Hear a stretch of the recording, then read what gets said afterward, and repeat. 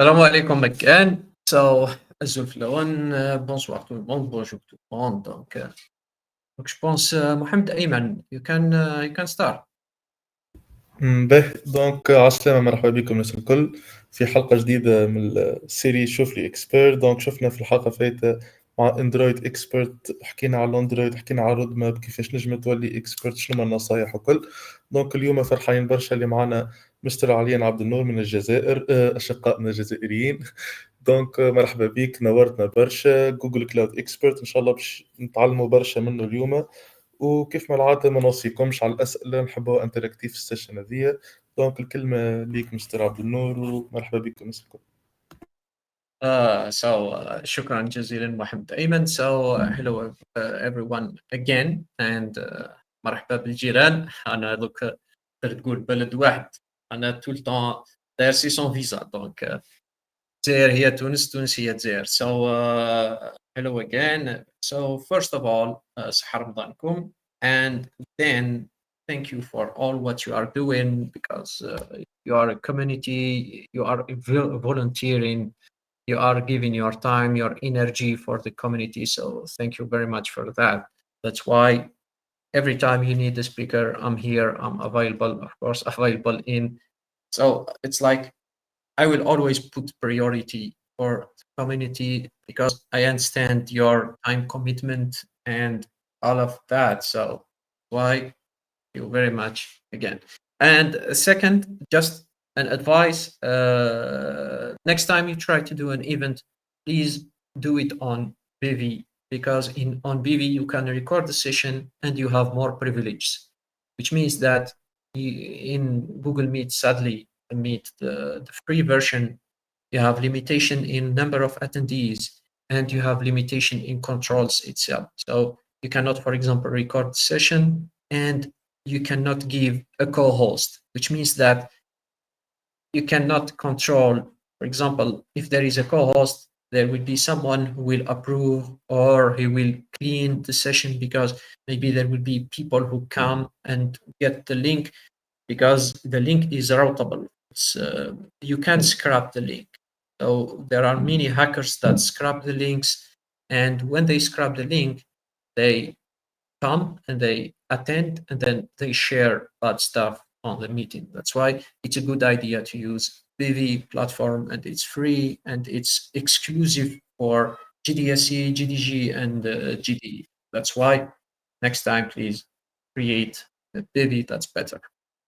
Okay, so before we start,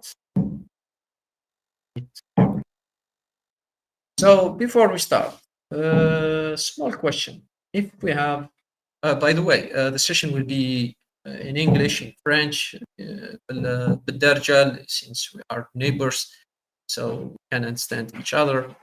So first of all, if we take a scale from 1 to 10, how good are you in cloud? So you can put the comments, read in the comments right now, read in the chat. So we take from 1 to 10. What do you choose? من 1 ل 10. Quel est votre degré de maîtrise? Oui, oui, Moussa.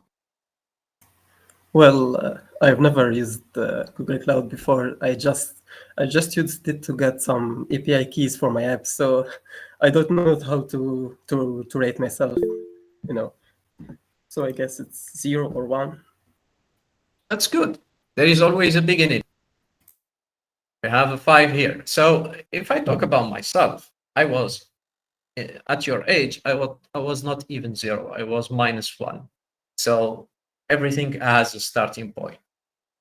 1, 3, and 4.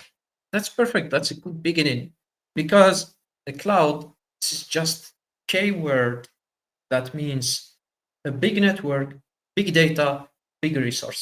That's all. So if you know how to use a laptop, if you know how to use a computer, if you know how to configure a network, a switch, a router, or a simple access point, a Wi-Fi home access point, that means that you're already you are ready for the cloud journey. So cloud is just a place where we have unlimited resources, unlimited network, unlimited storage, and that's it. So it's not something like, wow, that's cloud. No, it's just a computer.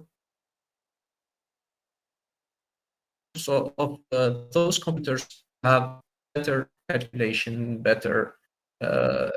It's like we have scalability.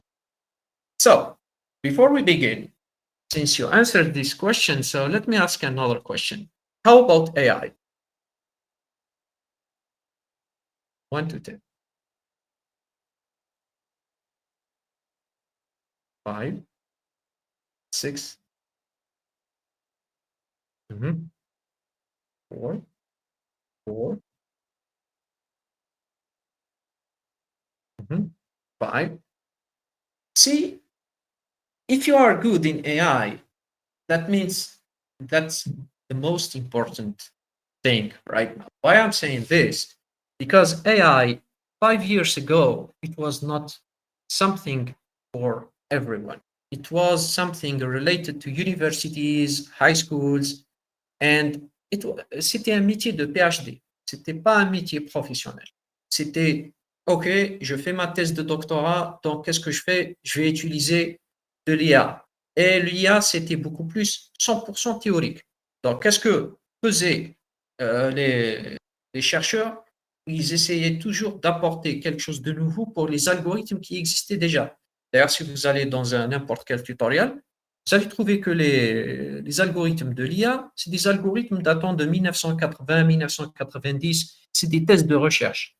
Mais après avoir démocratisé grâce à Google, quand il a mis TensorFlow, le monde a changé. C'est vrai que dans le passé, il y avait l'IA en utilisant, par exemple, Scikit-learn. D'ailleurs, Scikit-learn, elle a été utilisée par Google dans le passé. Après, Google, ils se sont dit, OK, we need a new tool for our need, not something that we will use, because that's Google. So they have money, they have resources, so they have their RD, recherche et développement. So what they did, they invented TensorFlow and they put it as the open source. This was the beginning of this journey. So then, after that, Facebook said the same thing. He said, hey, we are Facebook, we are Meta. Why not delivering something for the community? And then they created Torch. In the beginning, Torch was not on Python. It was on, I think, Lua or something like that. And then they converted it to PyTorch.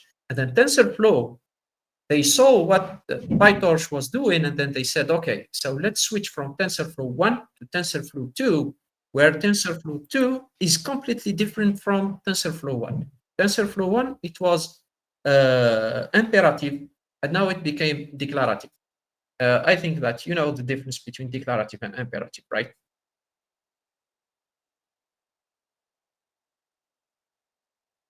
So to resume this, SQL is declarative, which means that you need to write everything.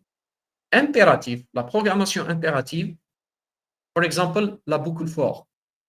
Quand vous faites la boucle for, en réalité, vous dites uniquement for i allant de faites ça. Mais vous ne lui dites pas qu'est-ce qu'il va faire en détail. Donc ça, on l'appelle la programmation impérative. La programmation déclarative, si c'était une boucle for, c'est à vous d'écrire toutes les instructions et vous lui dites, une fois que tu termines ça, tu dois sortir de la boucle et ainsi de suite. Donc ça, on l'appelle la programmation déclarative. Impérative, on laisse le langage de programmation se débrouiller. Donc TensorFlow maintenant, c'est devenu impératif. Avant, c'était déclaratif. Enfin, ouais, bref. TensorFlow, c'était le début. Après PyTorch, après TensorFlow. Après, on a eu Keras et tous ces outils-là. Donc aujourd'hui, on va parler beaucoup plus de cloud. Donc le cloud, pourquoi maintenant c'est relié à l'IA? Parce que generative AI is everywhere. So let's start something like, I think that you already use it, Gemini, right? Have you used this or ChatGPT? Oh, perfect. So Gemini, that's what is called examples. And then I will switch back and forth between concepts and here. So the example I will give is using Gemini. So Gemini, if I ask simple question, hello, he will answer. This is just the chatbot.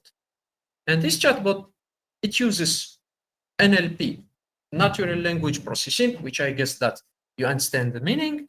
Now, the NLP, we use it LLM, large language model. So we don't care about those details. What we care about is how to use that technology, how we use cloud in this kind of technology. So first of all, what I'm doing here, I am just a user. I'm not a developer because I cannot take this and use it for my own. Let's say I want to gain money using this. So what I need to do, I need to create an API on this. And Bard or Gemini, they will not allow me to do. So what I do, I need to think like a producer, not like a customer. Here, when I am a customer, there is a term we use in cloud. This is called a SaaS. So SaaS, this is a software as a service. I'm using a software as a service. What does it mean? Is that, let's say, for example, Netflix, I cannot own Netflix forever. What I do, oh, sorry, I didn't share the screen. Oh. Yeah, I was talking and then screen was not shared. So how about now? Is it clear now? Yes. Yeah, sorry. So let's start again. Bring this here. So Bard, I would just type hello. He says an answer. We don't care about how it works. We care about what is the platform they are using. So now, since I am just a user, I am not consuming, I am just a customer. I'm consuming everything. I'm not producing anything. So here, we call this a software as a service. I am using kind of service as a software, which means that I only pay for what I'm using. Netflix, for example, I have Netflix for 1 month. Once the month is over, that's over. If I want to stay, let's say, 5 months, 6 months without paying, I don't use Netflix. Once I decide to come back, then I will pay for that. So that's called pay as you go. And pay as you go, it works with the concept of renting. We don't buy it. We only rent the service. So remember the first rule. We don't buy something on cloud. We rent it. Second one. Now here, I am just a customer. Now let's convert to developer. In that case, I will use a platform that is called AI Studio. So AI Studio, let me share this on the chat. AI Studio, this is how I will use Bard or Gemini as a developer. What I will do, I will say hello, I will execute it. Now the difference is that I can tune everything. So if I choose, for example, Bard 1.0, because in 1.5, I don't have this get code. But here, I will use the older version. In that case, what I will do, I will click once I have customized everything, temperature, everything, I will go to get code, and here I am. Now, I will choose in which language I want to consume Gemini. Am I a Python developer? Am I a JavaScript developer? Am I going to use this on Linux console? Am I going to use this on Android, or am I going to use this on iOS? Once I do that, I just come to Python and I pass my code. What I need now, I need to generate an API key. How to do that? I just come here, generate API key, and then it gives me the steps, and then I will become a developer. In that case, I'm using Gemini not as a customer, but as a developer. So when I do something like this on cloud, that's called PaaS, Platform as a Service. So platform as a service, this is where I become a producer. But a producer, but without caring what's going on as in a hardware level. What does it mean? Is that when I do this, I don't care, is it running on a virtual machine? Is it running on a container? And so on. I don't care. What I care about is something like a programmer. And now let's go deeper. So we have upper version, a little bit deeper. Now let's go to Google Cloud and let's choose Vertex AI. Now in Vertex AI, here I'm in a cloud. I will explain the cloud just in 5 minutes. And sorry if you hear some it's the neighbors, they don't want to stop. I don't know why. So yeah, حنايا الشعب يلحق رمضان يبداو يريبوا في الحيوط. Anyway, I hope, because right now I'm using some kind of tool. So let me show you this. If you already used Linux, it's called Noise Fetch. Noise Fetch, it should stop the noise. So the microphone right now, it should stop that noise, but I cannot put 100% or the sound will be robotized. So anyway, let's come to Cloud Vision. Let's come here, and here you will see that it's the same interface as this one. Let's open Vertex AI Studio and check this out. It's exactly the same. Temperature, the token, safety setting. Temperature, safety setting. But here, the difference now is I'm deeper. I'm using the cloud itself. So if I come here, for example, and then I say hello, and then I say submit, it will use the same backend as I was using here. And it's the same backend as used here. So here, the difference, I do, for example, get code, I get the same thing. Now, I'm more below the developer. Why? Because I can using Vertex AI, I can use data. I can train the model. I can do more than what I was doing here. So now the platform as a service, it became even better. Now, if I go even deeper, what I will do, and here you will see what is exactly the cloud, I will come to Compute Engine. I will tell him this time, I don't want to be limited on generative AI. I want to control everything. So in that case, what I will do, I will just rent a virtual machine, which is called an instance. So have you ever used VMware? I guess you already used that. Perfect. So VMware, this is the K of, let's say, not VMware. The virtual machine is exactly what we use in the cloud. So the virtual machine is the Unity.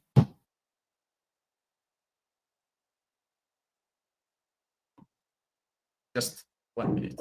1 minute.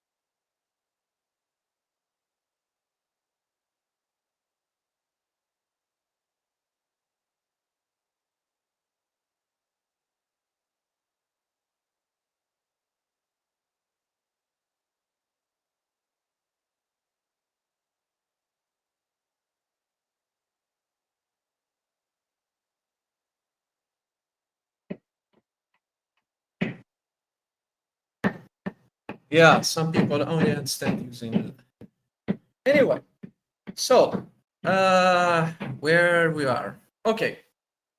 So sorry for So let's run VMware. And in VMware, I think I have a question. Okay, temperature. Temperature is the less you do, the answer will be really small. But if you do temperature equal 1, this is like a parameter where you need to tune your model, because there is no one solution fits for all. So here you need to check exactly what you need. So that's why there is no right explanation for temperature. Since LLM, there are many parameters, there are billion of parameters.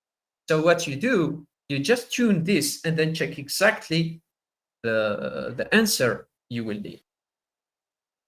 Okay, so let's go back to virtual machine. And here, when I do new virtual machine, or even using VirtualBox, because VirtualBox, I think it's in light mode.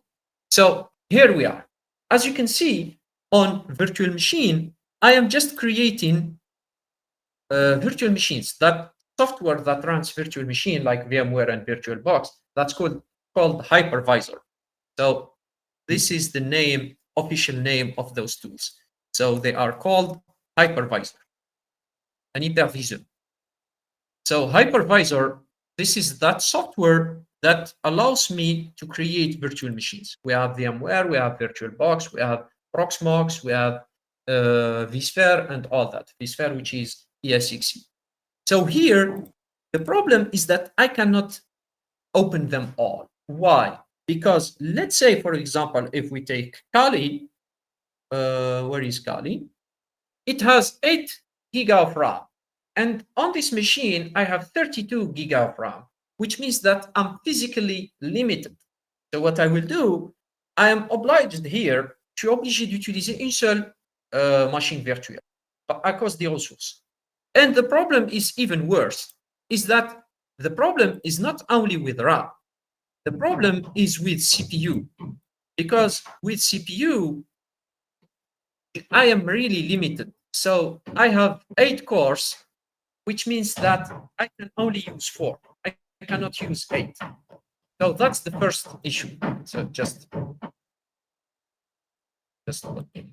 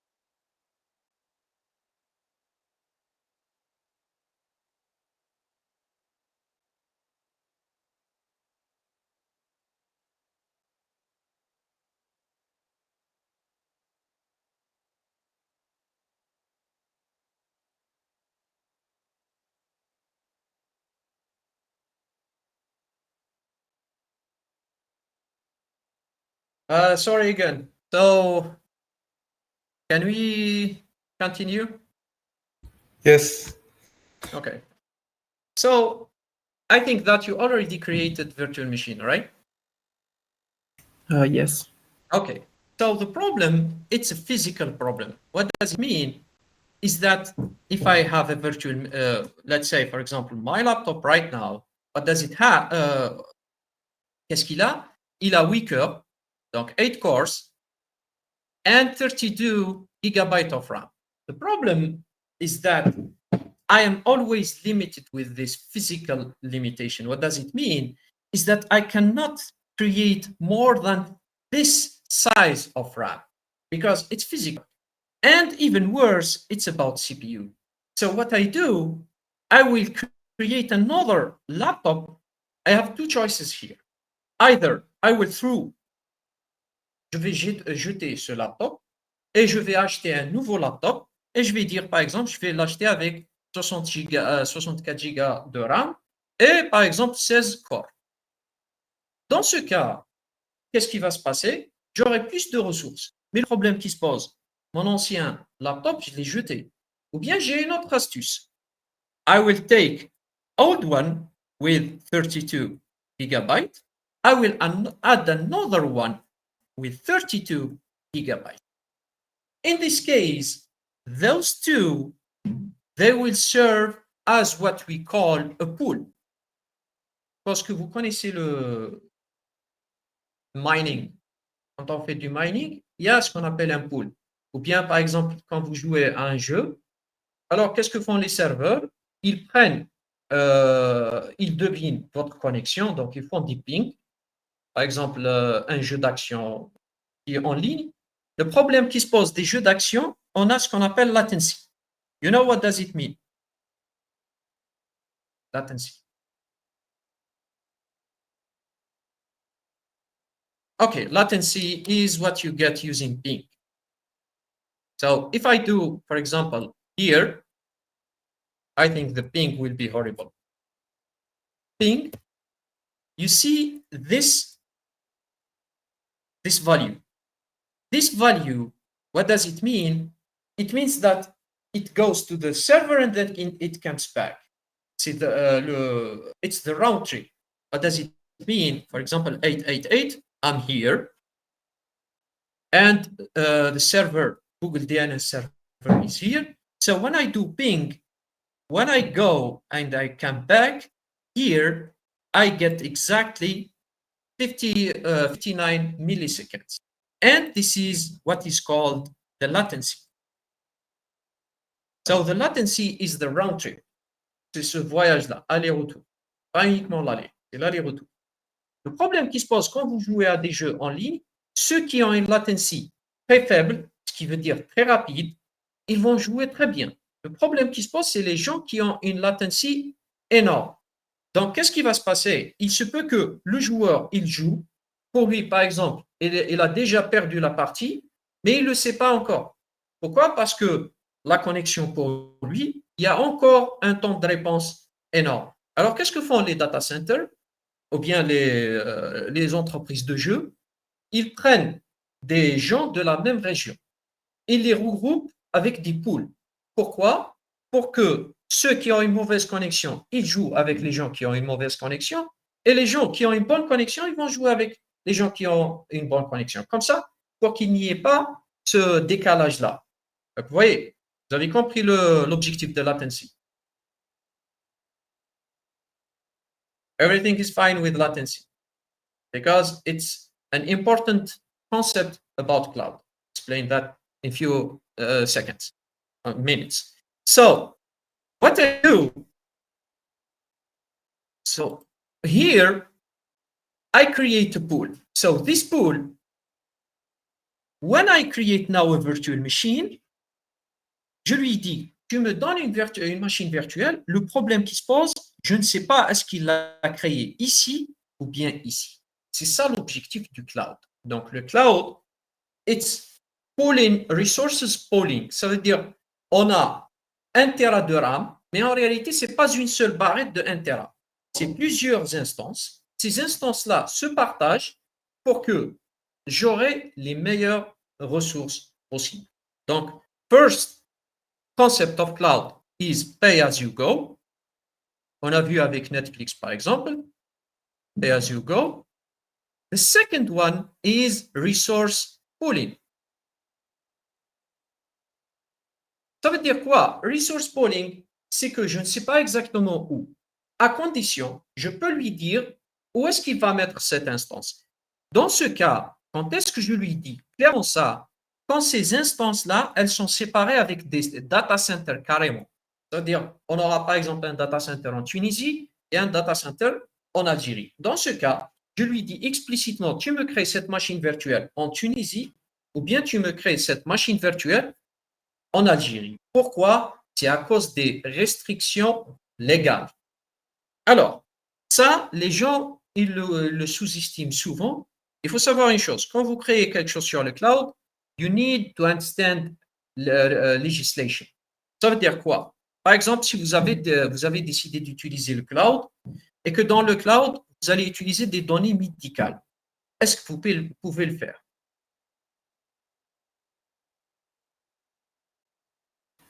Can you repeat the question? Les données ما يجموش يخرجوا من البي اللي انت فيها في بالي.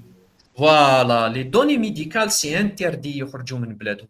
C'est interdit. Pourquoi? Ici, on ne va pas voir les choses techniquement. Il faut voir les choses avec la réglementation. Donc ça, c'est important. La réglementation, it's really important. So before you go technical, you need to understand, do you have the right to host your resources there? That's why, contrairement à VMware, VMware, il ne vous donne pas ça. VMware ou bien VirtualBox. Pourquoi? Tout est créé sur votre machine. Donc, on s'en fout. Par contre, si vous venez sur Google Cloud, par exemple, ou bien Amazon, ou bien Azure, vous allez voir qu'ils vont vous donner la région et ils vont vous donner la zone. La zone, c'est juste un data center, mais le plus important, c'est la région. Premièrement, en fonction de la législation, est-ce qu'on a le droit d'héberger dans cette région? Par exemple, il y aura des partenariats économiques et politiques. Deuxièmement, est-ce que cette région, elle est proche à nous? Pourquoi on dit qu'elle est proche ou pas? Parce qu'il faut savoir une chose. Quand on est dans le monde, il est comme ça. On a les 5 continents. Alors, n'importe quoi, je dis c'est n'importe comment. Alors, si on est là, alors, on va supposer qu'on est là, en nord-africain. On ne va pas aller aux États-Unis. Il ne faut pas faire ça. Pourquoi? Parce que les États-Unis, elle est très lente. On aura un road trip, un ping qui sera très long. Alors, qu'est-ce qu'on fait? On opte souvent pour l'Europe. Parce que l'Europe, surtout en Tunisie par exemple, c'est très près, comme en Algérie. On n'a que la Méditerranée qui, par rapport aux États-Unis. Regardez, je vais vous montrer ça. Donc, si je fais Cloud Google Network, et vous allez voir ça, par exemple, et je vais l'ouvrir dans une nouvelle image. Regardez, par exemple, si j'étais là, on est là, ce serait plus avantageux de venir en Espagne ou en Italie que de venir jusqu'aux États-Unis.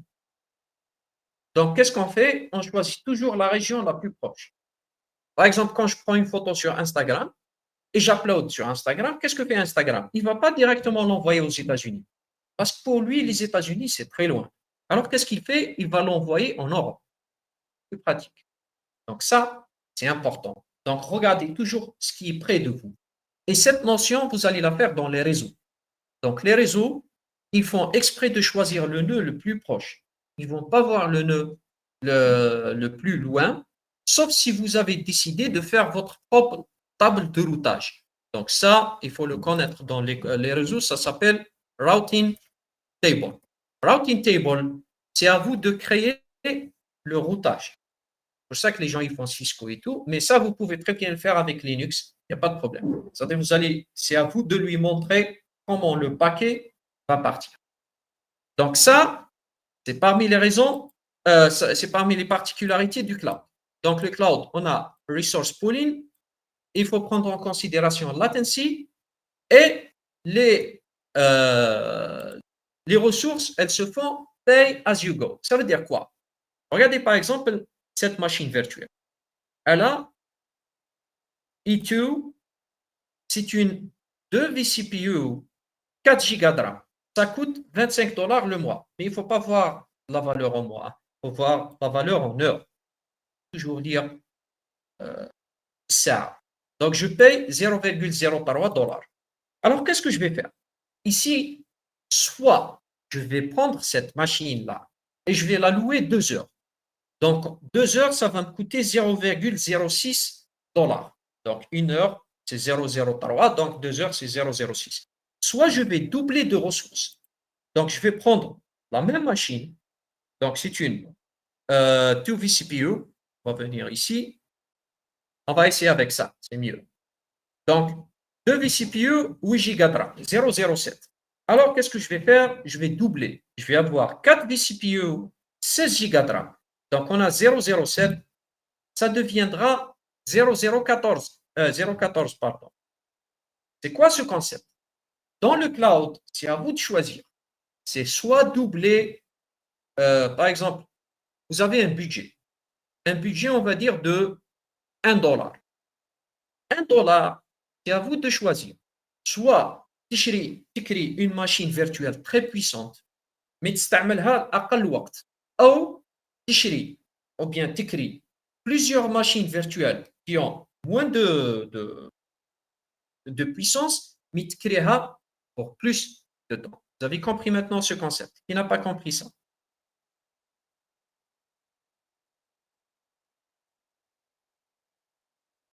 Est-ce qu'on peut avancer?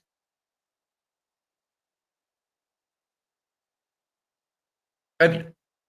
Donc, quand on va chez le cloud provider, il va nous donner plein de types de machines virtuelles. Parmi eux, on va lui dire I need something in RAM. Et regardez, Memory Optimized. Dans Memory Optimized, regardez cette machine virtuelle. Elle a 11 Tera. 11, ça veut dire on a même ignoré le 0,07. Elle va coûter $84. Mais regardez, qu'est-ce qu'il me dit? Il me dit you might not have enough quota. Les clouds, comment ils fonctionnent? Ils ont un système de quota. Donc, le système de quota, tout simplement, c'est pour protéger l'utilisateur, parce qu'il se peut que l'utilisateur ne comprend pas comment il paye, comment le paiement se fait sur le cloud. Donc, il se peut qu'il va louer cette machine virtuelle et il va payer $84 l'heure, il ne va pas l'éteindre. Il va dormir. Imaginez, chaque heure, تفوت عليه راح يخلص $84. Dans ce cas, pour le protéger, il faut qu'il donne explicitement, il va demander de raise the quota. Donc, il va demander au service de Google c'est-à-dire l'équipe technique, de lui faire monter son quota. Donc, il doit prouver pourquoi. Parce que sinon, il peut faire, par exemple, des attaques DDoS et tout ça. Par contre, ce genre de machine, 5 Tera, that's okay in the cloud. Voyez, donc vous imaginez ce genre de machine. Ce genre de machine, c'est impossible de les avoir en sa possession. Il faut payer très cher. Et le problème qui se pose, vous avez ce qu'on appelle la loi de Moore. La loi de Moore, Moore Law Computer. Alors, qu'est-ce qu'il leur dit? Il leur dit que chaque 2 ans, le matériel avec c'est deprecated, c'est bon. Donc, chaque 2 ans, les intérêts du matériel. Le problème qui se pose actuellement dans les temps modernes, je ne sais même pas 2 ans, c'est 6 mois. Donc, chaque 6 mois, les choses, elles changent vraiment. Vous achetez un laptop, dans 6 mois, c'est dépassé. Vous achetez une carte graphique, Nvidia تقول لك العام الجاي تقول لك هاي خرجت une nouvelle carte graphique. Et l'autre, qu'est-ce que je vais faire avec? Donc, ça, c'est un gros problème en informatique. C'est pour ça que dans le cloud, je ne vais pas me soucier de ça. Qu'est-ce que je vais faire? Je vais juste payer, avoir ma machine virtuelle et l'utiliser. هذه ثاني زاد قال لي c'est limité. راح هيا نجيبوا واحدة simple. Hyper. Alors, on ne va pas utiliser M2, on va utiliser les anciennes générations M1. هذه فيها 1 Tera. 1 Tera de RAM, 1 Tera,5, ça coûte $7. Donc, vous imaginez, vous louez cette machine, vous l'utilisez et bon. Donc, dans ce cas, ce qu'on va utiliser ici, on l'appelle une infrastructure. Ça, on a vu tout à l'heure que le développeur était là, Platform as a Service. Maintenant, on va descendre et on va l'appeler ça IaaS, Infrastructure as a Service. Donc, l'infrastructure, tout simplement, c'est ce qui nous permet d'avoir accès directement au matériel. Vous avez compris maintenant les trois types. Infrastructure, c'est comme si je dis à Google Cloud, ah tiens, on va donner un exemple peut-être Gerber. Alors, l'infrastructure, on va juste avoir la terre. Donc, qui نشري الأرض أنا اللي نبدأ. Problème qui se pose, donc il me faut des ressources, il me faut des techniciens, il me faut des architectes, il faut que j'ai cette. Ou bien j'ai le deuxième choix. نقول له OK, نطلع الدار mais ما تكملهاش. Elle sera semi-finie. Et dans la carcasse, je n'aurai pas besoin d'architecte.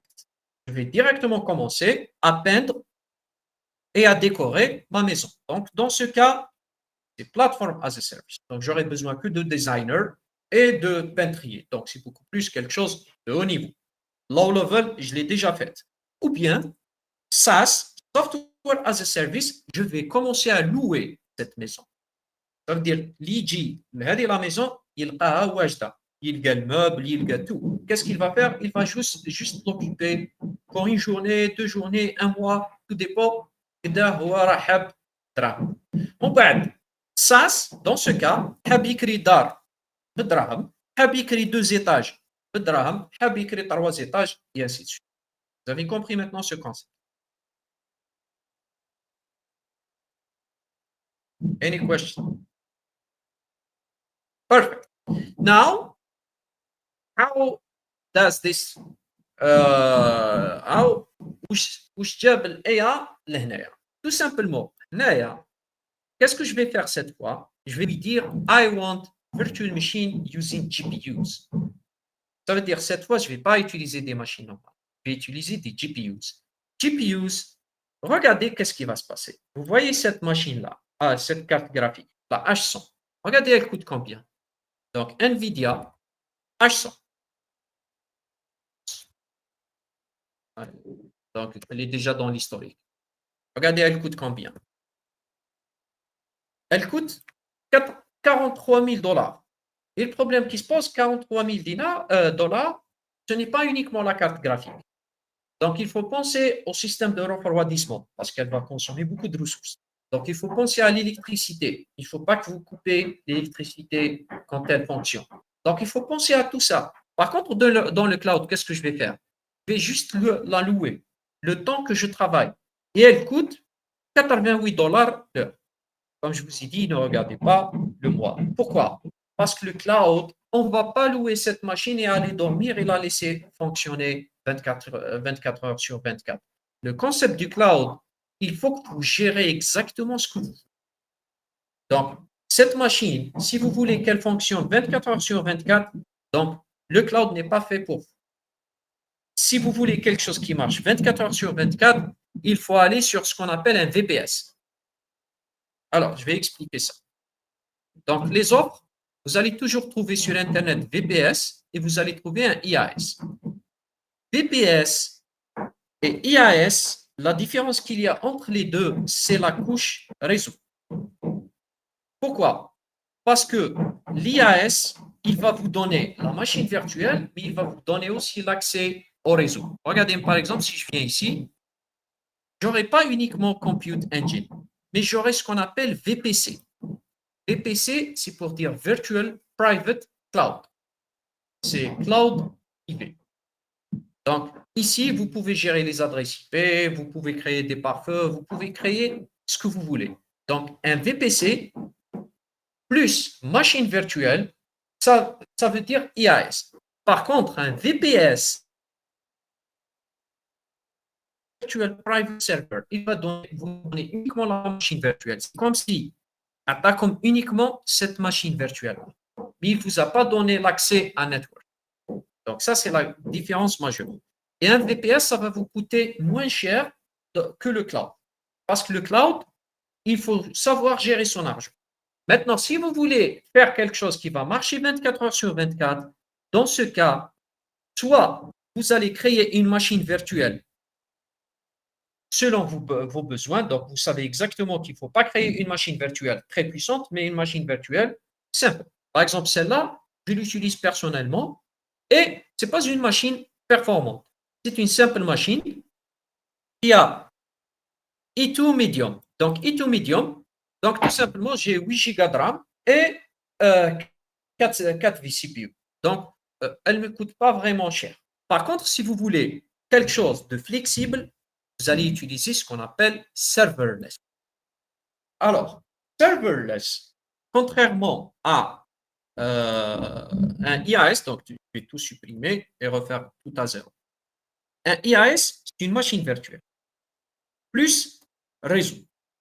Mais imaginez que vous ne voulez pas vous casser la tête par rapport à Ubuntu. Est-ce que je vais installer Ubuntu? Est-ce que Windows Server et tout ça? Parce qu'un IAS, vous pouvez gérer tout ça. Mais vous voulez gérer uniquement une instance qui aura votre solution en ligne.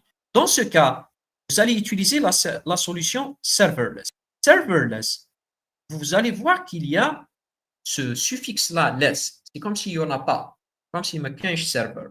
Pourquoi on dit qu'il n'y a pas de serveur? Parce que tout simplement, on n'a pas accès à la machine elle-même. On a accès uniquement au code. Et c'est l'exemple du Vertex AI. On a juste accès à ce que je veux. Je ne voudrais pas avoir accès à ce que je ne vais pas vraiment utiliser. Donc, la solution, le mliha, c'est serverless. Serverless, comment ça marche? Si vous avez des requêtes, vous allez payer pour les requêtes. Si vous n'avez pas de requêtes, vous n'allez pas payer pour ces requêtes.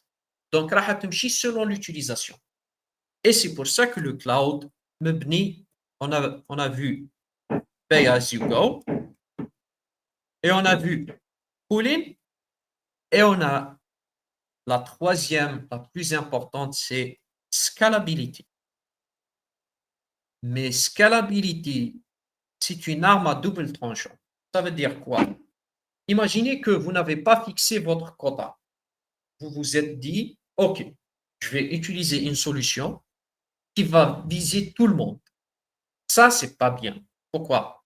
Parce qu'en tant que startup, connaissez le concept, il faut commencer petit et commencer à to scale. Le problème qui va se poser, c'est quoi?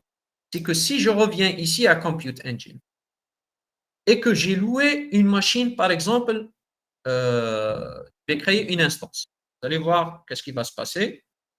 Je vais créer, par exemple, E2 et je vais choisir, par exemple, une machine standard comme ça. Elle a 64 Go de RAM. Problème qui se pose, même 64 Go de RAM, ce n'est pas suffisant. Alors, qu'est-ce que je fais? Je vais lui demander scalability. Scalability, qu'est-ce que je vais faire? Je vais lui dire, à chaque fois que cette machine sera dépassée, tu crées une deuxième machine virtuelle. Donc, j'aurai 64 Go de RAM, comme l'exemple que je vous ai donné tout à l'heure avec le laptop. Dès que j'atteins à une limite, je vais avoir une autre machine de 64 Go de RAM. Mais le problème qui se pose, mon budget, c'était 0,54 $. Donc, quand j'aurai deux machines, dans ce cas, je vais payer x2, alors que je n'avais pas prévu ça. C'est pour ça que vous allez voir que les gens, quand ils vont sur le cloud, ils payent cher. Pourquoi ils payent cher? Parce qu'ils n'ont pas de stratégie par rapport à comment ils prévoient scalabilité. Donc, scalabilité, c'est très important à étudier. Alors, je vois une question. No TPU in cloud. No, there is TPU. So here, as you can see, GPU, it's, par exemple, la NVIDIA T4 and le TPU. Donc, Google maintenant, quand il vous donne les machines, enfin, les cartes graphiques récentes, elles ont le TPU. Donc, il n'y a pas de TPU tout seul. Donc, elles sont incluses. Donc, quand vous allez avoir une offre avec GPU, Aslan, عندكم le TPU. Donc, par exemple, si je fais la H100, NVIDIA H100, et je vais faire TPU, vous allez voir que, alors, ici, professionnel, blablabla, blablabla. Où est-ce qu'elle est? Alors, on va choisir par exemple une autre carte graphique. Par exemple, la T4. On va voir la T4. NVIDIA T4 TPU. Vous voyez? Donc, elle a déjà les tensors. When to use GPU, when to use TPU. Ah, on va répondre une par. Ah, merci. Donc, what is the difference between serverless and PaaS in the cloud? So, PaaS was the K we used in 2010. في 2010 و 2015 à peu près, donc on appelait ça Platform as a Service. Mais حاليا, on appelle ça serverless. Je vais vous donner un exemple. Je vais choisir un produit qui fait partie des premiers produits كامل اللي دارتهم Google Cloud. Ça s'appelle App Engine. Donc, App Engine, vous allez trouver des tutoriels qui vont vous dire c'est un PaaS, un Platform as a Service. لكن لو كان dire more product, vous allez voir ici qu'il est classé avec les serverless. Donc, je vais venir ici. Donc, je vais remonter. Désolé. Et where are you? Alors. Ah, cette interface, c'est un enfer. Alors, désolé. Alors, je vais zoomer comme ça à 100% et faire apparaître ça pour que ce soit. Donc, on a compute. Problème qui se pose, ce curseur, il a un bug. Et je vais écrire directement ici serverless. Voilà. Alors, regardez serverless, App Engine. Donc, App Engine, avant, ça s'appelait PaaS, Platform as a Service. But now, it's more, let's say, it's a pay model how we pay. So, serverless, it doesn't depend on the hours you are using. It depends on the resources you are consuming. So, that's why it's Platform as a Service. It was more like for developer, but serverless, it has more impact when you say serverless. So it's better to say serverless rather than Platform as a Service. Platform as a Service بكري. For example, Google Maps, it's Platform as a Service. لكن في الحقيقة, it's serverless. Why? Because we don't know the resources we are using right now on Google Maps. It's one virtual machine, it's 10 virtual machine. We don't have access to it. What do we have as access is to consuming the API.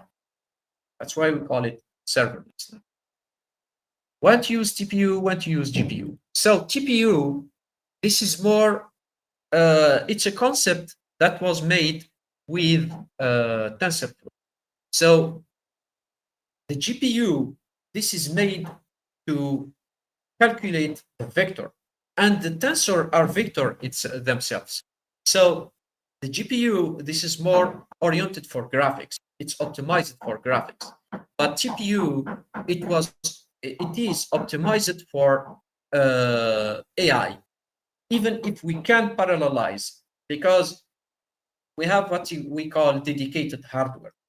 Alors, problème qui se pose. Quand ils ont créé le processeur qu'on utilise actuellement, ils l'ont créé pour faire tout. Et le fait qu'il est créé pour faire tout, donc il n'est pas optimisé pour une seule tâche. Il est optimisé pour tout, donc on ne peut pas l'optimiser vraiment. Donc, qu'est-ce qu'on fait? Pourvu que ça marche. Alors, quand on veut maintenant utiliser un algorithme, alors, je vais vous expliquer ça clairement avec un simple exemple. Prenez la calculatrice. La calculatrice, qu'est-ce que vous avez? Vous avez l'addition, vous avez la soustraction, vous avez la multiplication et vous avez la division.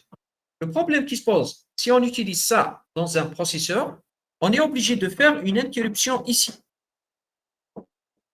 Donc, quand on arrive ici, on doit attendre. Et on va faire un if-else, ou bien un case. Si c'est une addition, donc on l'envoie ici. Si c'est une soustraction ici, multiplication ici, division ici. Mais imaginez que je vais créer 4 calculatrices. Une qui est spécialisée sur l'addition, une soustraction, division et l'autre multiplication. Alors, j'aurai directement un flux sans attendre. Et c'est ça, dedicated hardware. Donc, c'est une architecture dédiée à l'addition. Elle ne fait que l'addition et elle le fait très bien. Pareil pour TPU et GPU. GPU, ils ont trouvé un moyen comment on utilise de l'intelligence artificielle en parallélisant les calculs. Mais ce n'est pas fait pour ça. Donc, qu'est-ce qu'ils se sont dit? Ils se sont dit, pourquoi on ne va pas créer une architecture from scratch? It's a hardware architecture where it's made for tensors, where it's made for tensors calculation. يعني quand on utilise NumPy, je peux très bien l'utiliser avec un GPU, ça va paralléliser, mais ce n'est pas optimisé pour ça. Par contre, le TPU, c'est optimisé pour ça. Par contre, je ne peux pas faire des calculs que le CPU peut faire sur un TPU. Donc, it's not general purpose. It's dedicated to AI. Any other questions before we continue? Thank you. So, here, let me come back to Compute Engine. Compute Engine, quand je lui ai demandé de créer cette machine virtuelle, dans ce cas, qu'est-ce que je vais faire? Je vais lui dire, OK, give me a virtual machine which uses a TPU or GPU and I will handle everything. Dans ce cas, on appelle ça un IaaS, Infrastructure as a Service. Donc, je peux gérer le réseau, je peux créer des adresses IP, je peux créer le pare-feu, je peux gérer le tout. Mais le problème qui se pose, ce n'est pas tout le monde qui veut ça. Donc, qu'est-ce que je fais? Je remonte un petit peu et qu'est-ce que je fais? Je lui dis, OK, you go to Vertex AI. In Vertex AI, it's like you are in an IaaS, but with more like a developer. And here I ask you a question. C'est quoi le degré de réussite d'un modèle AI? Quel est le critère que vous surveillez tout le temps?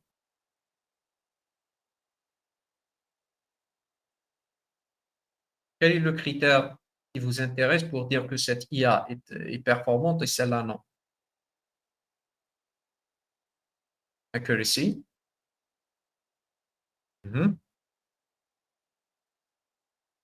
Alors, ça, c'est très important de le souligner parce que le problème qui se pose, les tutoriels, qu'est-ce qu'ils nous ont tous appris à la collège. Et qu'est-ce qui est dans la réalité, c'est complètement différent. Premièrement, dans l'IA, quand on fait le premier tutoriel, on trouve des datasets qui sont bien nettoyés, qui sont prêts, they are clean, they are good, par exemple NIST et tout ça. Donc, on fait uniquement phase d'entraînement, phase d'évaluation. Problème qui se pose, quand on fait évaluation, on va voir 90, 92. Qu'est-ce qu'on dit? On dit il est bon. Faut oublier ça dans l'IA. L'IA, le critère d'évaluation, c'est comment elle sera reçue par le public. Par exemple, vous pouvez avoir une IA qui est juste, mais qui va provoquer la société. Donc, cette IA, elle est mauvaise. Et c'est pour ça qu'il faut insister sur ce point. Ce n'est pas l'IA qui marche, qui veut dire que ça sera commercialisé. Il faut voir la religion, il faut voir les traditions, il faut voir le public que vous allez utiliser. Sinon, vous allez ramener une IA avec un dataset qui est biaisé. Donc, il va toujours donner des résultats selon une autre société, pas selon la société pour laquelle vous allez utiliser l'IA. Donc, faites attention par rapport à ça. C'est pour ça que le plus important dans l'IA, c'est le data. Data processing is the most important part. Data cleaning. Vous allez vous dire, ah, ça, c'est une donnée à caractère personnel. Par exemple, le nom et le prénom, c'est interdit. Je ne peux pas utiliser le nom et le prénom dans l'IA. C'est des données à caractère personnel. Donc, il faut les enlever. Donc, dans ce cas, c'est pour ça que Vertex AI va vous aider. Parce que Vertex AI, elle est connectée avec les autres produits de Google Cloud qui gèrent le data. Donc, vous avez la première chose à mettre en esprit, c'est data governance.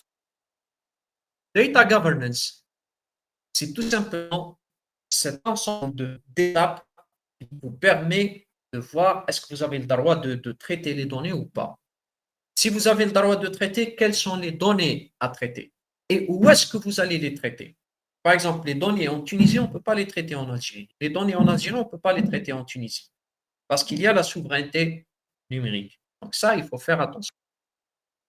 So, AI doesn't mean it's good because it's 96% or 91%. It's good because the public will accept it. Otherwise, it's not good.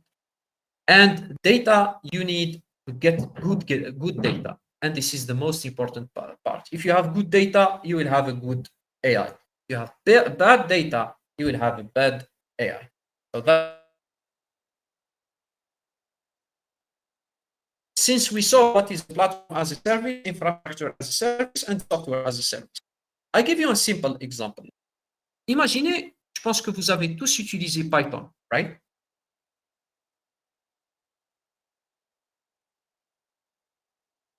C'est quoi le problème de Python? Est-ce qu'il est interprété ou compilé?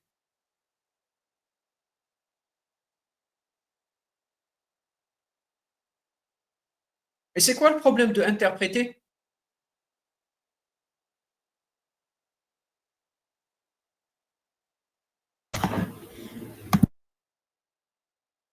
Not only now with those with the performance, especially for cloud, it's no more slow. It's slow in the past, but now they are really fast. They are optimized. Le problème, c'est quand vous allez distribuer votre solution, vous ne pouvez pas cacher votre solution. Ce n'est pas comme un langage compilé. Un langage compilé, quand vous allez distribuer votre solution, vous allez lui donner l'exécutable, EXE. Par contre, sur Python, même si vous pouvez gérer le EXE avec, il y a toujours un moyen comment on fait le reverse engineer. Donc, il y a toujours un moyen comment revenir en arrière. Ça, c'est important.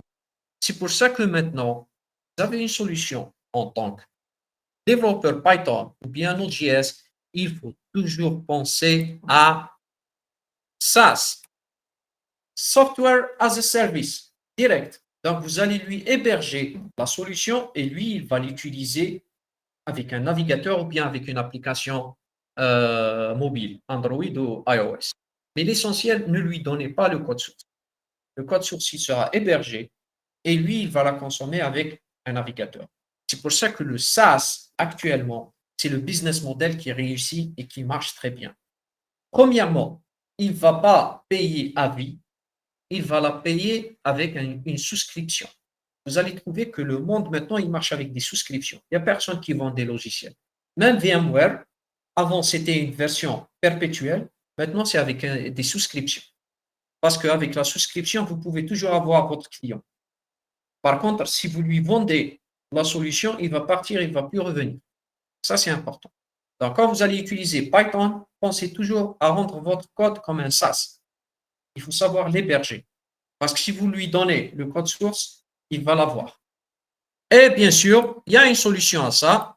Donc, je vais vous la donner. Ça s'appelle Nuitka. En cas où vous utilisez Python. Nuitka, qu'est-ce qu'il fait? Il va convertir Python vers C et C vers X. Donc, il lui sera difficile de revenir en arrière. Ça, c'est juste une information importante. Donc, dans le cloud, puisque le code il est quelque part, donc ici, on va aller vers le cloud. Donc, votre solution Python, elle sera dans une machine virtuelle. Alors, je vais revenir ici, Security, Vertex AI, Dashboard. Maintenant, on va arriver. Est-ce que vous avez compris la différence entre un IaaS, un PaaS et un SaaS? Les trois.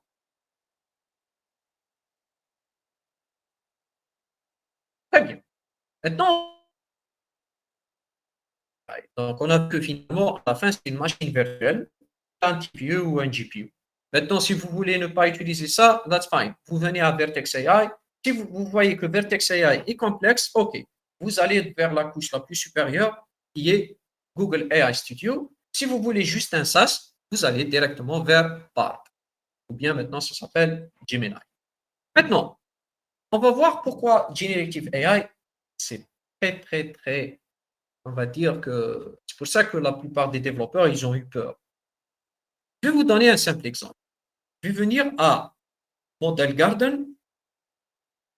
et je vais utiliser Vision AI. Donc, multimodal Gemini Pro Vision. Et je vais choisir celui-là. Alors, ça c'est bon, j'en ai plus besoin. Alors, regardez ce petit algorithme. Je vais venir et je vais lui dire Airport. Je vais venir à Image et je vais télécharger celle-là.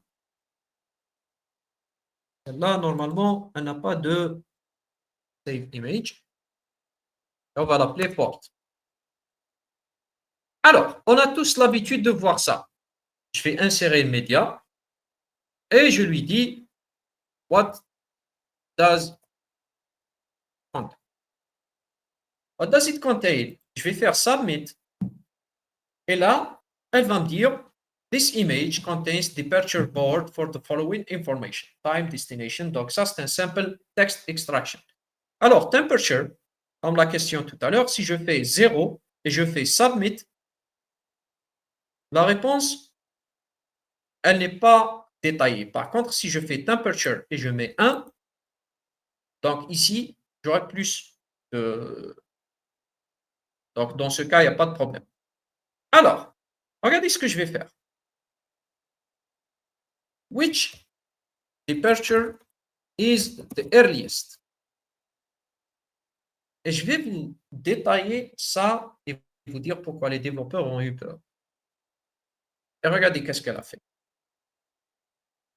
Elle me dit 9h45 Barcelona. Dans le passé, qu'est-ce qu'on aurait fait?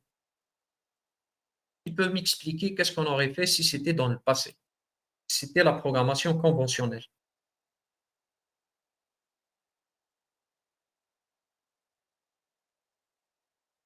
Ou bien je vais vous donner un autre exemple. Je vais venir ici et which one are delayed? Et je fais submit. Et regardez qu'est-ce qu'il me répond. The flights to Shanghai and Sao Paulo are delayed. Donc si je regarde ici, Shanghai, delayed, Sao Paulo, delayed. Si c'était dans le passé, qu'est-ce qu'on va faire? On va prendre cette image. On va utiliser ce qu'on appelle text extraction. Donc, avec Cloud Vision, avec l'IA traditionnelle.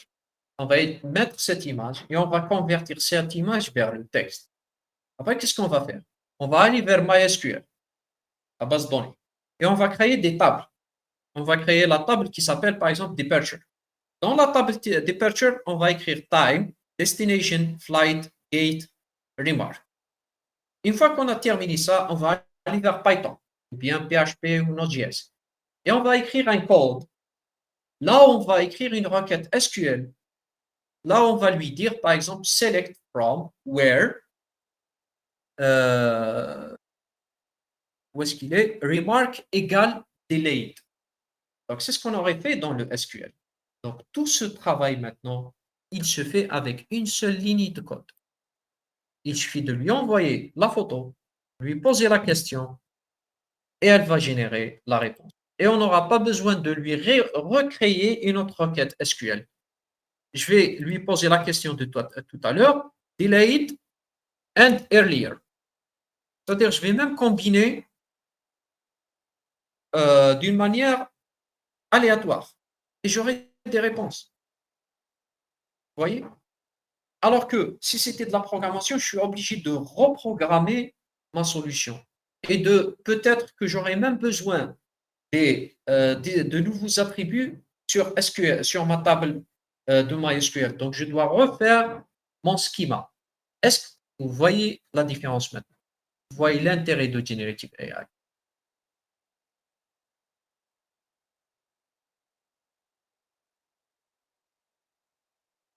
Alors, une question rapide. Où est-ce que Gemini a fait ses calculs maintenant? Est-ce que c'est sur ce navigateur? Bien sûr, ma machine. Oui, exactement. US في الريجن US Central. Et c'est exactement sur des machines virtuelles تاع اللي شفناهم مع Compute Engine. Vous avez compris maintenant? Donc, à la fin, il va toujours utiliser un IAS. IAS, voilà la base de cloud. Au bas, là, actuellement, on est des développeurs. Donc, qu'est-ce qu'il faut choisir? IAS, PAS ou SAS? Qu'est-ce qu'il faut choisir? Actuellement, on est en train d'utiliser quoi? Un SAS ou un PAS ou un IAS? بس نورمالمون خاطر عندك دي بارامتر تنجم تبدلهم. Voilà. Donc, PAS, d'ailleurs, regardez, vous pouvez même créer GetCode. Et vous aurez, donc, vous êtes en train de vous comporter comme un développeur, pas comme un consommateur. Un SAS, c'est né. SAS, c'est paramétré et en plus, je ne peux pas me comporter comme un développeur. Il n'y a aucun code source à générer. Par contre, ici, c'est un pass. Donc, et comme c'est un pass, donc on va l'appeler serverless. وعلاش serverless? لأنه ما على باليش أنايا quand je lui ai fait ça, est-ce qu'il a utilisé une seule machine virtuelle? Est-ce que cette machine virtuelle, elle a 32 gigas de RAM? Est-ce qu'elle a un TPU? Est-ce qu'elle a un GPU? Ce n'est pas mon souci ici. Donc, à la fin, c'est un serverless. Donc, Vertex AI, it's a serverless solution for AI. Vous avez compris maintenant ces termes.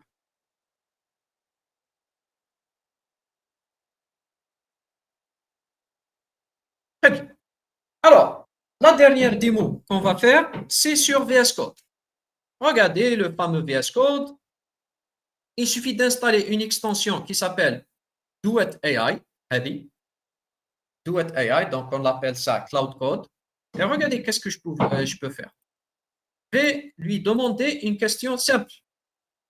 Generate a function that adds two numbers. Je vais patienter un petit peu que la requête تروح le cloud تعاود تولي. Alors, la connexion شوية برك. Donc, je vais supprimer ça. نخلي اسك voilà. Two numbers. Il va générer. Voilà. La voici. Est-ce que j'ai codé quelque chose?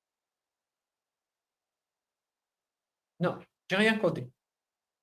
Donc, c'est ce qu'on appelle Generative AI. Donc, Generative AI, il y a plein d'utilisations. Par exemple, Generative AI, pour ça que personnellement, j'aime utiliser Google Cloud. Parce que لازم نعرفوا حاجة. كاين Amazon, كاين Google Cloud, كاين Azure, كاين Microsoft. Chacun d'eux, il fait une chose, il le fait très bien.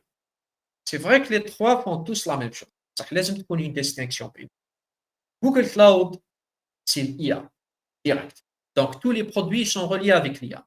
Ça veut dire quoi? C'est que demain, vous voulez utiliser MySQL sur Google Cloud.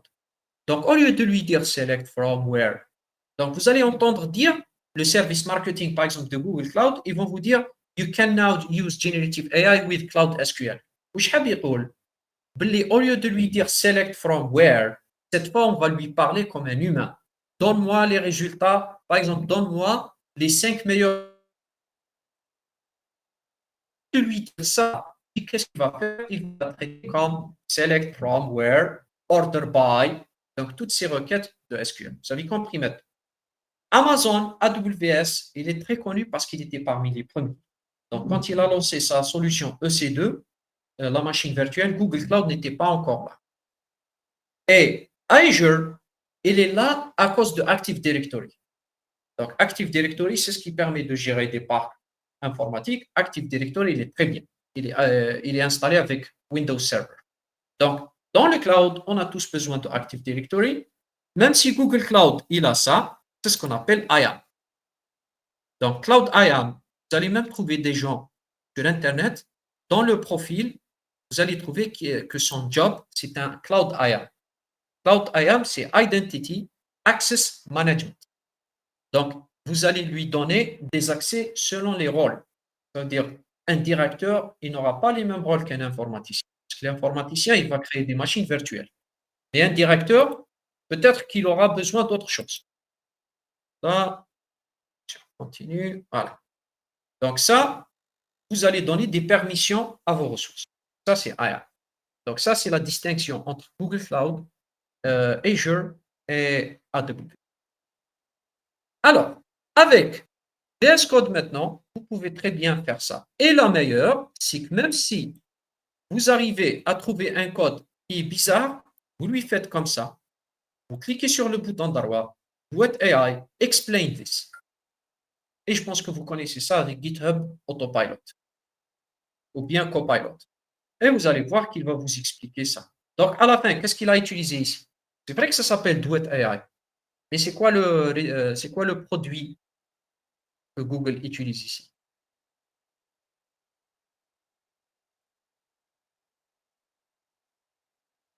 C'est Gemini. Donc, Gemini, c'était programmeur. Mais ici, je vais l'utiliser comme un produit et je vais l'appeler Duet AI.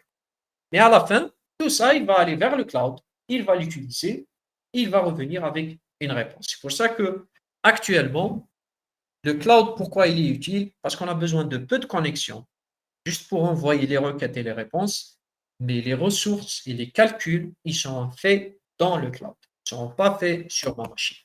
D'ailleurs, si vous allez remarquer, Google ne produit pas d'ordinateurs puissants. Google, il produit ce qu'on appelle des Chromebooks, des laptops qui ne sont pas très puissants. Pourquoi? Parce qu'on suppose que tout sera dans le cloud. Google Drive, Google Photos, Google Sheets, Google Slides, Google Docs, Google Meet. Donc tout ça, par exemple Google Meet, est-ce que ça nous intéresse? Est-ce que je suis sous Windows ou sous Linux? On s'en fout. Donc c'est un SaaS, un Software as a Service. C'est comme si j'ai installé une webcam sur mon PC, je suis en train de vous partager mon écran. Let's go to question and answer. You and I. Any questions? راهم حبسوا تقربيه راسي راح يطرطق ديزولي باسكو هذا وين طلعت لهم تهوشت معاهم رمضان وزيد لها سيرتو حنا لي زانفورماتيسيان وي نيد بول طون جي انستالي سا زعما اونتي كيف alors any questions ميرسي بوكو عليان. عندي جوست كيستيون تو كواحد ديبيتون في الكلاود معناها باش يبدا كيف ما ترى فما بليزيور سيرفيس في ستوكاج في النيتورك في الاي اي كيف ما كنت تورينا معناها كيفاش نبداو بالضبط باش نجموا نوليو اكسبيرت في الكلاود. alors الكلاود نروحوا نهبطوا لتحت. اول حاجه نتعلموها في الكلاود هي l'infrastructure as a service. alors je vous donne ma propre méthode d'apprentissage. انا واش ندير؟ نجي هنايا نلقى IaaS. IaaS c'est une machine virtuelle. Problème si je l'utilise dans le cloud donc je paye. Par contre, est-ce que je peux recréer ce qui se passe sur un IaaS sur ma machine? Est-ce que je peux répliquer ça? Est-ce que j'ai un petit IaaS chez moi? اي نجموا نعملوا دي ماشين فيرتوال يس. Voilà. Donc, أول حاجة تعمل une machine virtuelle. Pour comprendre c'est quoi les problèmes de la machine virtuelle en elle-même. واش قادرة دير واش ماهيش قادرة دير. Vous allez créer une deuxième machine virtuelle. Et vous allez créer la couche réseau. Est-ce que tu peux pinguer la machine virtuelle? Avec quelle adresse IP vous pouvez pinguer? Est-ce qu'avec une adresse IP publique ou bien une adresse IP privée? On va t'apprendre les pare-feux. Une fois que vous avez terminé ça, vous allez vers les bases de données. Donc, les bases de données, vous aurez les bases de données MySQL, par exemple. Le SGBD MySQL. MySQL, c'est single node ou multi-node.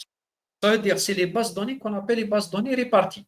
Donc, on dit un seul nœud, client serveur, ou les qu'on a plusieurs nœuds, donc je vais aller au plus proche. Maintenant, avec les nœuds, est-ce qu'ils vont faire de la réplication? Alors, je vous pose une simple question. Imaginez, عندي أنا une photo sur Instagram. درت un selfie, طلعتها l'Instagram. طلعت dans ma machine. Imaginez que c'est ma machine qui est le serveur de Instagram. Ma machine تحرقت. واش راح يصير la photo? ضيع. دونك واش لازم ندير؟ لازم ندير ان ميكانيزم دي كو لا فوتو تطلع للسيرفر تاعي لازم ندير لها اون كوبي كالكو بار. دونك حتى وتتحرق لا ماشين تاعي لا بروشين فوا اسكو جوري اكسي على لا فوتو. يس. Oui, donc c'est ça la base du cloud. C'est la réplication. Ça, Le terme هذا يعيطوا له. Donc vous aurez ces deux termes à étudier, replication and sharding. Alors, replication, c'est que je prends la même copie et je la copie partout. Sharding, c'est tout simplement, je prends la donnée, mais je la distribue, par exemple, de A à B dans un serveur, de BRC dans un serveur, les gens qui commencent par AB, j'aurai toujours le même serveur qui va leur répondre. C'est ce qu'on appelle sharding. Mais ce n'est pas pratique parce que l'exemple là AB, parce qu'il se peut que جماعة AB راح يعمروا un serveur وجماعة مثلا EF ما مش راح يعمروا. Donc dans ce cas, le challenge c'est de trouver la meilleure clé. C'est une clé, c'est un routage là. Et vous avez هذه en tant qu'ingénieur هذه شغل مسلمة هذه ما لازمش كامل le modèle OSI. Le modèle OSI ما هو الابجديه تاع الانفورماتيك هذا جامي يتبدل راه الانفورماتيك راهي تتبدل بصح الموديل اوزي جامي يتبدل on a toujours les 7 couches les 7 couches هذو toujours يتعاودوا donc si vous maîtrisez le modèle OSI vous allez tout maîtriser donc t'entraînez في la machine virtuelle t'entraînez le modèle OSI donc tout ce que vous faites dans l'université ينفع ومن بعد عندكم ce qui est à la mode. Donc, vous avez les hyperviseurs qui me VMware et vous avez le fameux Docker. Donc, Docker, est-ce que vous connaissez Docker? Yes. Bien. Et les autres? Très bien. Alors, وعلاش Docker c'est le futur? Parce qu'on l'appelle donc, Cloud Native. C'est tout simplement des instances, oui, c'est des conteneurs. L'avantage d'un conteneur, c'est qu'il démarre sur place. Hop, démarre. Par contre, une machine virtuelle, il faut attendre. Donc, si vous voulez scalability, regardez un exemple. Imaginez, viens d'avoir une instance créée sur le cloud. Et ma solution, elle est là. Le problème qui se pose, il y a eu plusieurs requêtes. Comme le cloud est basé sur scalability, on dit, OK, dès que tu atteins une certaine limite, tu crées une deuxième machine virtuelle. Le problème qui se pose, la machine virtuelle, elle va prendre, on va dire, 1 minute pour se lancer. Donc, ça pose problème. Donc, les gens, ils ne vont pas attendre. Alors, qu'est-ce que je fais? Je vais lui dire, non, je ne vais pas créer des machines virtuelles. Je vais créer des conteneurs. Avec le container, à un certain moment, il sera chargé, hop, je crée un deuxième conteneur en même pas 10 secondes. C'est le maximum. Le problème qui se pose, conteneur, le conteneur existe. Sinon, ce sera une catastrophe. إذا كان هذا على باله بلي هذا existe, donc il peut l'attaquer. Alors qu'est-ce qu'on fait? Imaginez tu as la solution تاعك في هذا الكونتينر وانا la solution تاعي في هذا الكونتينر. Donc vous pouvez créer un virus يروح يصوتي عندي. Alors qu'est-ce qu'on fait? On doit les isoler. Et comme on les a خرج لي هكذا ندير هكذا bien. Ça et on a créé un nouveau MEMS. Alors تو رمضان لا غالب انا كي يغلبني رمضان نزيدها مازال يقربع.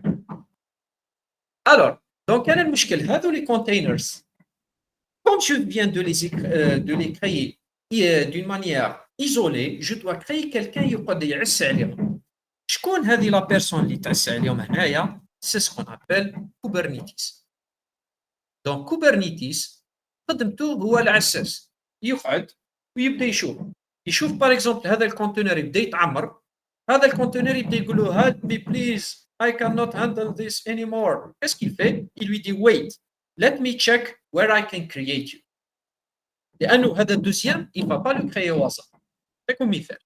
Kubernetes, il est assez intelligent pour savoir qu'on a deux machines. واحدة عندها 64 gigas, واحدة عندها 32 gigas.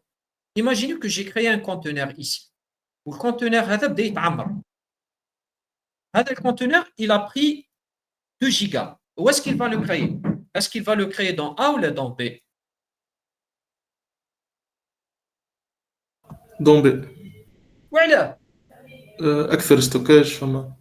بصح ولا ريزو؟ كل قريب ليه. أقرب. Voyez, donc ce genre de réponse, Kubernetes, il va le gérer pour vous. دونك على بالو بلي سي فري ك 64 سي بلوس كو 32 او كاين الوسع هنايا كاين مازال كاين ليسباس بصح لو بروبليم كي سبوز اون تيرم دو ريزو او ميو يكريه له قدام Vous avez compris maintenant? Voilà, donc les machines virtuelles, modèle OSI et Docker, وزيدي لها Kubernetes. Parce que باش تعلم Docker لازم Kubernetes يمشيو مع بعض. لأنه Docker وحده il sert à rien.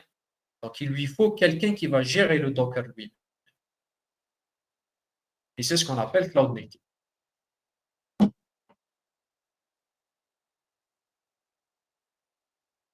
وأنا زدتكم بونيس في لا سيسيون راكم سمعتوا توك توك توك توك توك توك هذه اكسكلوزيفيتي هذه ما تلقاوهاش هذه.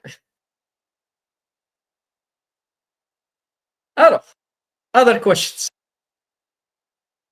By the way, K8S, si vous voulez l'apprendre barra le cloud, je vous conseille Minikube. Donc Minikube, c'est ce qui vous permet de créer Kubernetes facilement. Ça veut dire, si vous voulez vous entraîner dans la machine, il suffit d'installer Minikube. Ouais. Donc Minikube, c'est Kubernetes simple.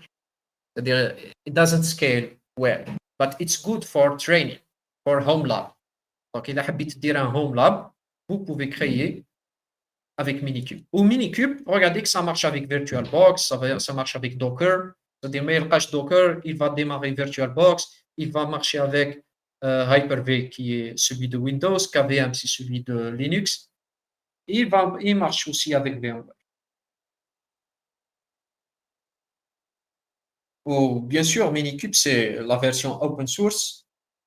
D'ailleurs, vous voyez que même le CSS, c'est sur le qui met à Kubernetes.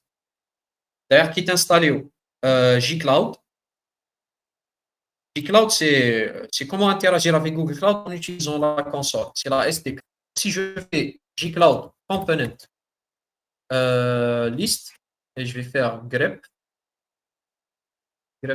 Minikube, allez, G-Cloud. Donc, quand vous installez G-Cloud, Minikube, il t'installe à Wahdo. Donc, Minikube, il est disponible gratuitement. C'est un outil open source. OK. Any other questions? Alors, j'insiste sur un point. Je donne toujours ce conseil aux étudiants. Ne soyez pas... parce qu'il y a la tendance à dire generative AI. راهي غير تدي الناس ويقولوا واو وكذا. Il ne faut pas être là. ما لازمش تخلعكم generative AI. Generative AI will never, ever changer l'abd insan. باش changer. Pourquoi? Parce qu'à la fin, ça reste une machine à état fini. C'est-à-dire l'ordinateur, à la fin, c'est juste un automate à état fini. Je pense que vous avez fait les automates. Donc, l'humain, c'est plus complexe que ça. Donc, on ne peut pas ramener une créature complexe et la comparer avec une machine à état fini. Deuxièmement, il ne faut pas être un codeur. Pourquoi? Parce que c'est vrai que le codeur, إذا كنتوا vous donnez plus d'importance au code qu'à la solution, avec donc أنا نقول لكم ما نحتاجش un codeur. Parce que avec Duet AI, je peux générer du code et je peux même le comprendre. Mais qu'est-ce que l'humain peut faire? C'est l'architecte. L'architecte de la solution, on ne pourra jamais le remplacer. Vous allez entendre toujours parler sur Internet, on a inventé un outil qui permet de coder et tout, mais c'est assisté. L'humain, c'est celui-là qui assiste l'outil. ما لازمش l'outil هو اللي assiste l'humain. لازم l'inverse. لازم انت اللي تمد les ordres l'outil. ما لازمش l'outil هو اللي يمد لك les ordres. Ça, c'est important. Donc, l'IA, c'est juste pour aider l'humain. Ce n'est pas pour le remplacer. Qu'est-ce qu'elle peut remplacer? Elle peut remplacer le travail répétitif. C'est pour ça qu'on appelle ordinateur. Ordinateur, c'est quoi? L'informatique, c'est automatiser l'information. Ça a toujours été comme ça. Un script, à la fin, qu'est-ce qu'il fait? Il va automatiser un ensemble de tâches. Donc, avec les qualités de la tâche manuellement, malheureusement, il a perdu son job parce qu'une machine le fait rapidement et elle le fait tout le temps. Elle ne va jamais tailler. Par contre, l'humain, il peut réveiller, il peut يحبس كذا, mais la créativité et problem solver this will never be something that a machine can do. Donc, soyez quelqu'un qui résout des problèmes, pas quelqu'un qui écrit des solutions. Écrire la solution, ce n'est plus un problème maintenant. Alors, c'est comme si vous utilisez un framework. Par exemple, WordPress. علاش ما WordPress نهار خرج ما قالوش all HTML people will lose their job. Jamais قالوا هكذا. Et pourtant WordPress c'est ce qu'il fait. On clique et on a une page web. Donc هذاك اللي يعرف HTML مسكين donc نجيبوه برا. Et pourtant jusqu'à présent, il y a des gens qui programment encore des pages web en utilisant du pur HTML. Ils n'utilisent pas WordPress.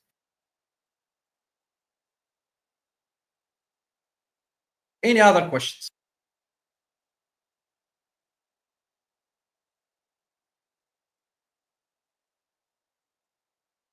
Okay, so I think we did our session with سلم لنا عليه الجار بالله.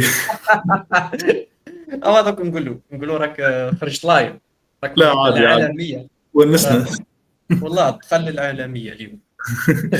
ميرسي بوكو مستر عبد النور، بالحق سيشن مفيدة على الاخر. ديجا تو فما ستودنت قالوا لي اللي تعلمناه في الفاكولتي، دونك في سيشن هذه تعلمنا منه اكثر. بالحق ميرسي بوكو، وان شاء الله شيء طيبه للناس الكل، وان شاء الله نشوفك في دي زيفينمون اخرين مستر عبد النور. الله ميرسي بوكو، صحة فوركم. سلامة، شيء طيبه.